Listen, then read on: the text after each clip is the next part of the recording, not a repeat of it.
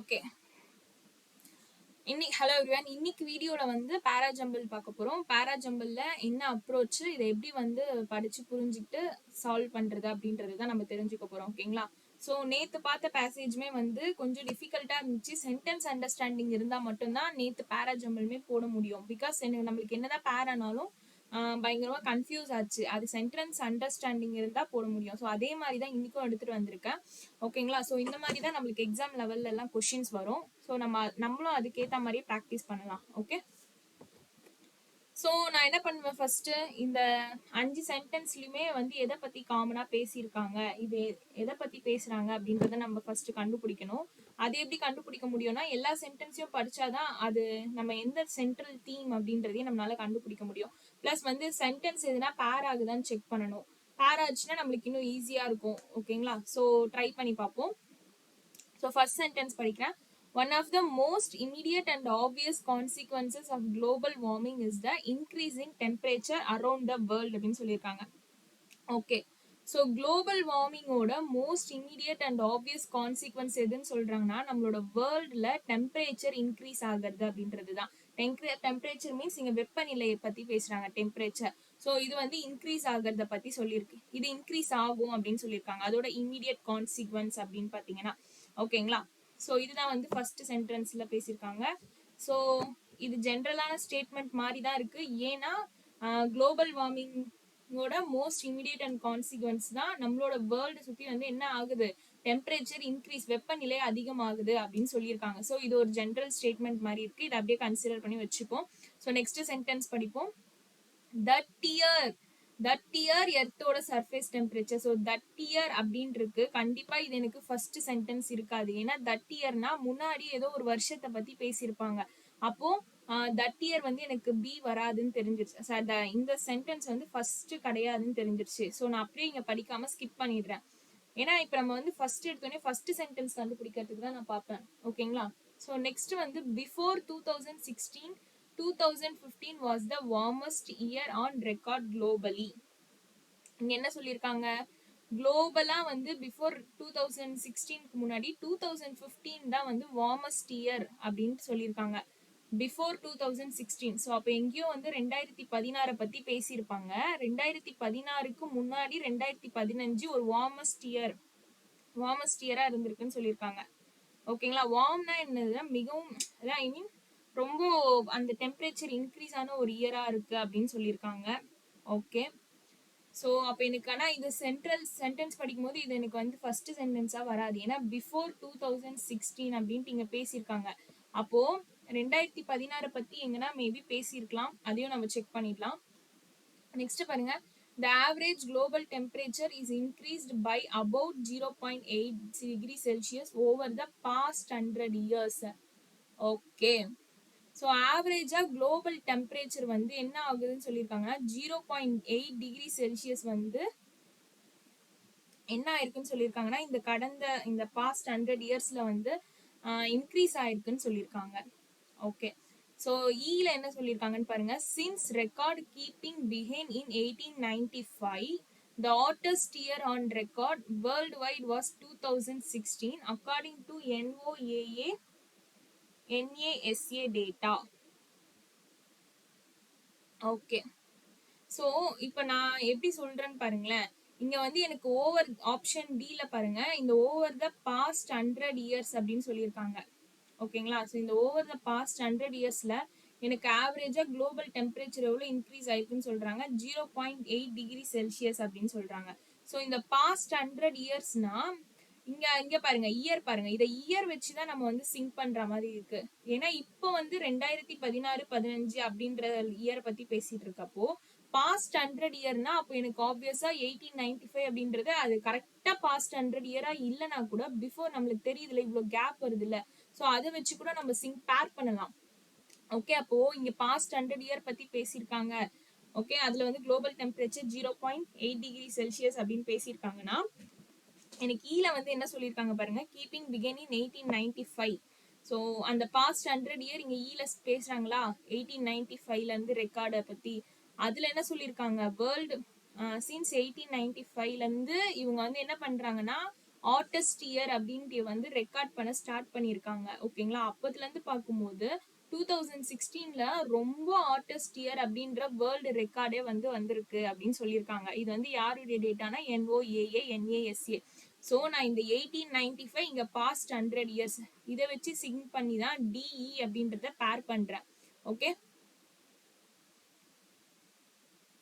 அப்ப எனக்கு என்ன தெரிஞ்சிருச்சு, டிக்கு அப்புறம் ஈன்னு தெரிஞ்சிருச்சு.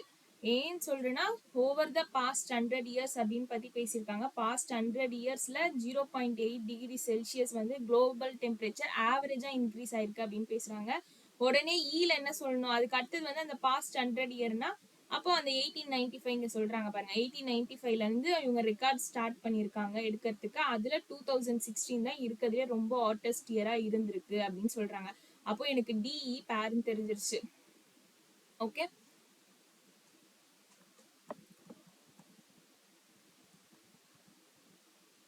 ஸோ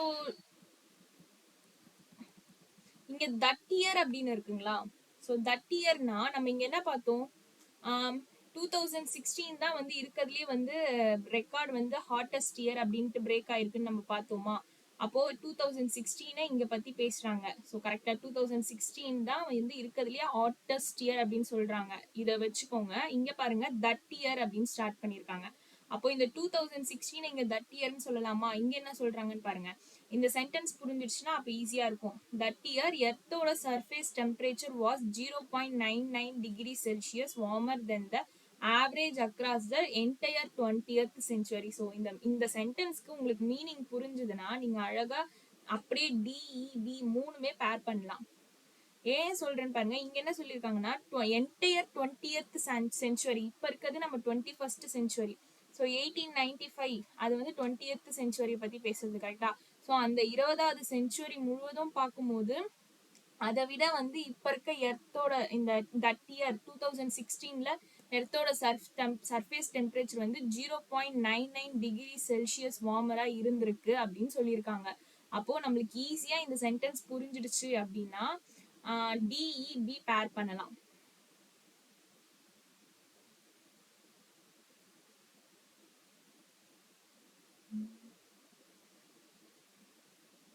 சாரி, இங்க எழுத முடியல. ஓகே, டிஇ பேர் பண்ணலாம், ஞாபகம் வச்சுக்கோங்க. ஓகேங்களா. ஓகே, ஸோ நான் இந்த டிஇபி திரும்ப ஒரு வாட்டி படிச்சு காமிக்கிறேன் பாருங்க. ஸோ எனக்கு டிக்கு அப்புறம் இ வரும்னு தெரிஞ்சிருச்சு, இக்கு அப்புறம் பின்னு தெரிஞ்சிருச்சு. இப்போ இன்னும் பேலன்ஸ் இருக்குது ஏவும் சியும் தான். ஸோ நான் ஏ வந்து ஜென்ரலா வந்து குளோபல் டெம்பரேச்சரை பத்தி பேசியிருக்காங்க. அப்போ ஏ தான் ஆப்வியஸா எனக்கு வந்து இங்க என்ன வரும்னா ஃபர்ஸ்ட்ல வரும்.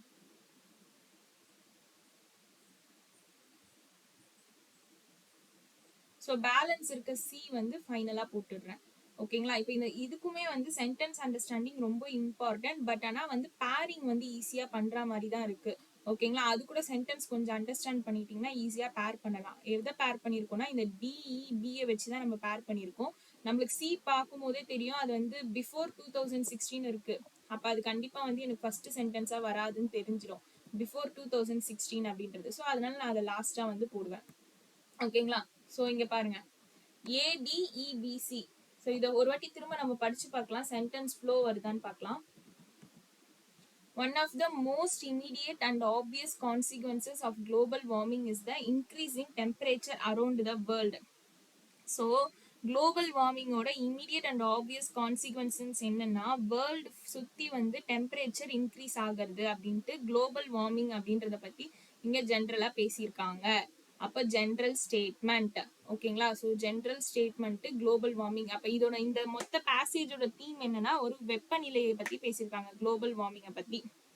ஓகே, ஸோ ஜென்ரல் ஸ்டேட்மெண்ட் ஏக்கு அடுத்தது என்னது டி.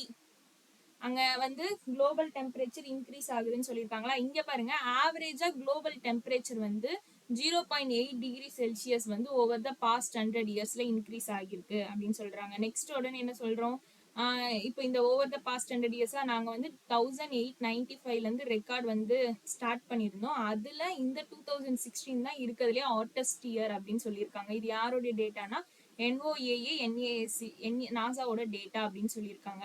இதுக்கப்புறமா இந்த 2016 ஸோ இந்த இயர் அந்த இயர் தான் எர்த்தோட சர்ஃபேஸ் டெம்பரேச்சர் வந்து 0.99 degree Celsius warmer than the average across the entire 20th century. So 20th century முழுவதும் கம்பேர் பண்ணும்போது ஜி 2016 தான் வந்து 0.99 டிகிரி செல்சியஸ் வார்மரா இருந்திருக்கு இதை கம்பேர் பண்ணும்போது அப்படின்னு சொல்லியிருக்காங்க. ஸோ ஓகேங்களா, இப்போ என்ன சொல்றாங்க, தட் இயர்ன்ட்டு 2016 பத்தி பேசிட்டாங்களா. ஸோ எனக்கு பிஃபோர் 2016 முன்னாடியே 2015 வந்து ஒரு வார்மஸ்ட் இயரான் ரெக்கார்டா இருந்திருக்கு குளோபலா அப்படின்னு சொல்லி முடிச்சிருக்காங்க. ஸோ அவ்வளவுதான், ஈஸி தான். ஓகேங்களா. ஸோ ஆனால் சென்டென்ஸ் அண்டர்ஸ்டாண்டிங் ரொம்ப முக்கியம். நீங்கள் என்ன பண்ணியிருக்கணும்னா ஃபர்ஸ்ட் நான் வீடியோ ஸ்டார்ட் பண்ணுறதுக்கு முன்னாடி பாஸ் பண்ணிட்டு ட்ரை பண்ணி பாருங்க. அப்புறமா இந்த வீடியோ பார்த்தீங்கன்னா உங்களுக்கு கொஞ்சம் ஐடியா கிடைக்கும் நீங்கள் என்ன மிஸ்டேக் பண்ணுறீங்க அப்படின்றது. ஓகே.